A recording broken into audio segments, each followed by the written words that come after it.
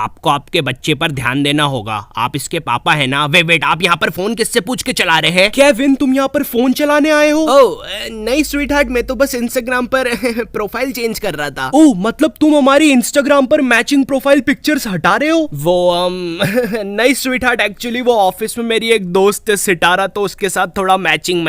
ये सितारा कौन है केविन? हेलो, आप लोग को समझ नहीं आ रहा क्या इधर? आपका बच्चा पियून के बच्चे से भी कम नंबर लाया है, और पियून का बच्चा तो हमारी क्लास में भी नहीं पढ़ता। तो पियून का बच्चा ऐसा क्या करता है? वो तो नहीं पता मुझे, लेकिन जहाँ पर भी पोछा लगा हुआ रहता है वो वहाँ की जमीन चाट लेता है जाके। देखो वो आया। वो मस्त करा यार इसने।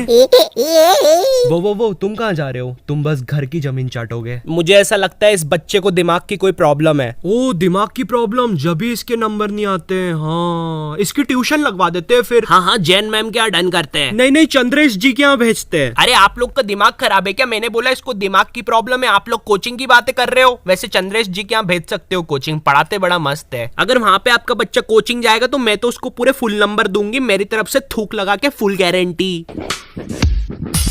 तो मैंने 4th क्लास से कोचिंग जाना स्टार्ट किया था। हाँ, मेरी मम्मी की वजह से। लेकिन इस चीज के पीछे 2 अलग रीजन भी है। पहला रीजन ये कि मैं पढ़ाई में पूरा ढप्पल हूँ, और दूसरा रीजन ये है कि जनक और विवेक भी कोचिंग जा रहे थे, तो मुझे लगा मजा आता होगा, वहाँ पर ऐसे चिल विल होता होगा, तो मैं भी अगले दिन उन दोनों के साथ कोचिंग चला गया। अब कोचिंग के रास्ते में हम लोग कुछ चॉकलेट्स लेने रुक गए थे। मैं हमेशा च्युइंगम ही लेता था, लेकिन उन दोनों ने एक अजीब सी आम की गोली नाम की एक चॉकलेट ली थी। भाई, वो चॉकलेट के रैपर पे कुछ भी नहीं लिखा है, कंपनी का नाम तक नहीं है, और तो और आम की स्पेलिंग भी गलत है। ओए, ये कौन सी चॉकलेट है? ये चॉकलेट नहीं है, ये तो है आम की गोली।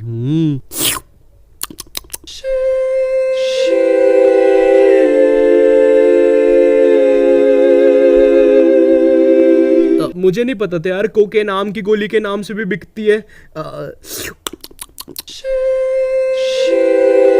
ए, तू इस नशे के बारे में जानता है क्या?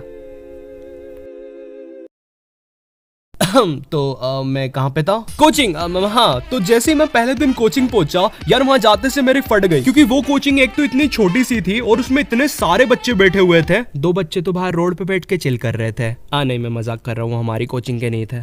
इनफैक्ट वो तो कोचिंग ही नहीं जाते थे। हे साले अनपढ़, इसको अपना क्रिकेट नहीं खिलाएंगे अपन साथ में? हाँ भाई।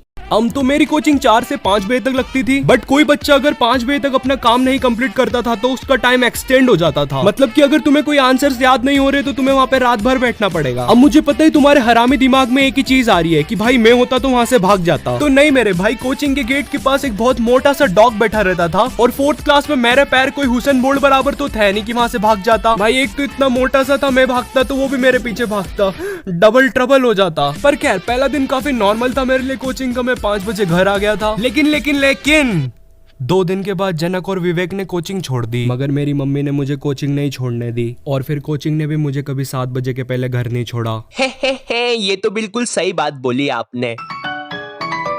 हेलो जी, वो बच्चा अभी तक घर नहीं आया है, 8 बज गए, अभी भी पढ़ रहा है क्या वो? हाँ, वो अभी भी पढ़ रहा है। अच्छा ठीक है, फिर मैं उसका टिफिन भिजवा देती हूँ।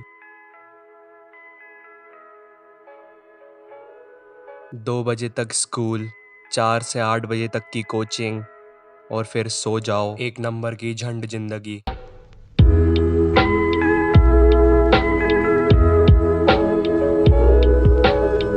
मैं तो फिर भी वहां से 8 बजे अपने घर आ जाता था, लेकिन एक दिन जब मैं सुबह स्कूल जा रहा था, वहां से एक बच्चा सुबह के 6 बजे अपने घर जा रहा था।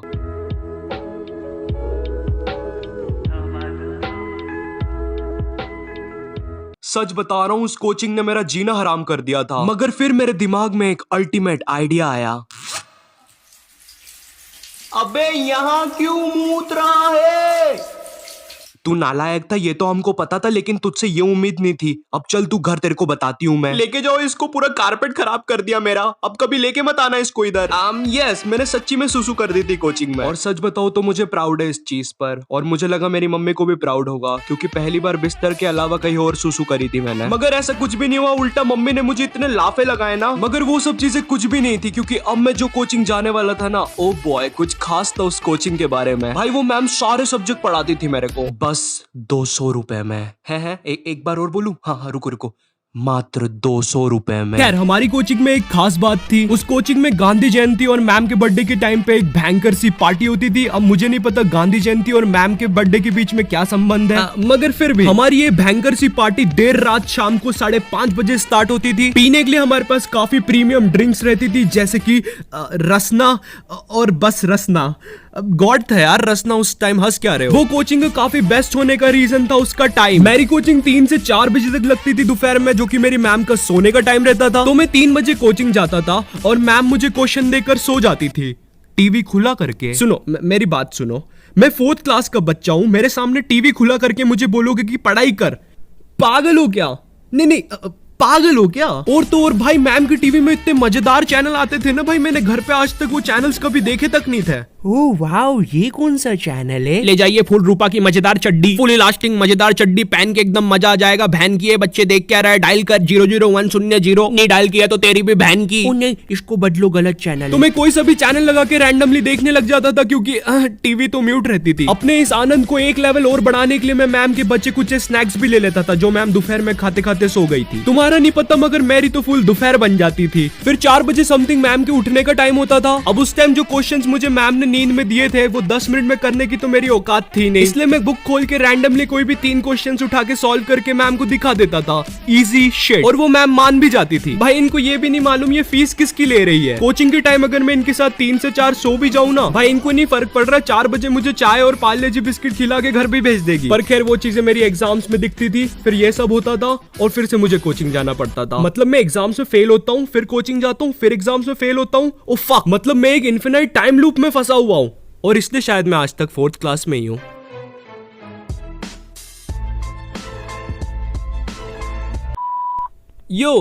इस वीडियो के लिए बस इतना ही, और वीडियो पसंद आई तो एक लाइक मार देना और कमेंट करके बताओ अगर तुमने भी अपनी कोचिंग में कुछ ऐसी हरकतें की हो तो। मुझे तो नहीं लगता तुम लोग भी मुझ जितने डम्ब हो, मगर फिर भी इस वीडियो के लिए मैं कोई लाइक एम नहीं रख रहा हूँ। इस बार तुम लोग मुझे बताओगे तुम लोग कितने लाइक कर सकते हो। और इस वीडियो को अपने इंस्टाग्राम स्टोरीज में शेयर करो, मुझे टैग करो और मौका पाओ मेरी अगली वीडियो में एक शाउट आउट पाने का। And in this video shout out to 1 by Aryan. And मैं मिलता हूँ तुमसे नेक्स्ट वीडियो में, तब तक के लिए bye. By the way subscribe.